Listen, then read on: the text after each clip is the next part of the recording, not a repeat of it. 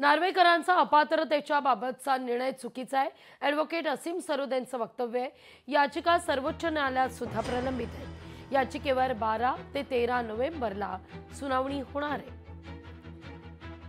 अपात्रतेच्या संदर्भात राहुल नार्वेकर यांनी जो असंविधानिक निर्णय दिलेला आहे त्या निर्णयाला आव्हान देण्यात आलेलं आहे आणि ती याचिका जी अपात्रतेच्या संदर्भात राहुल नार्वेकर यांनी चुकीचा निर्णय घेतलेला आहे असं म्हटलेलं आहे, ती याचिका जस्टिस भूषण गवई यांच्या न्यायालयामध्ये प्रलंबित आहे। दुसरी जी याचिका आहे ती शिवसेनेचं धनुष्यबाण हे पक्षचिन्ह आणि शिवसेना हे नाव, शिवसेना हा पक्ष उद्धव ठाकरेंकडून घेऊन निवडणूक आयोगाने हा एकनाथ शिंदेंना दिला, तो निर्णय पूर्णपणे चुकलेला आहे। नोव्हेंबरमध्ये निर्णय पक्षचिन्हासंदर्भातला आणि शिवसेना एकनाथ शिंदेंना देऊन टाकण्याच्या एकतर्फी निवडणूक आयोगाच्या निर्णयासंदर्भात नोव्हेंबरमध्ये निर्णय येण्याची शक्यता आहे।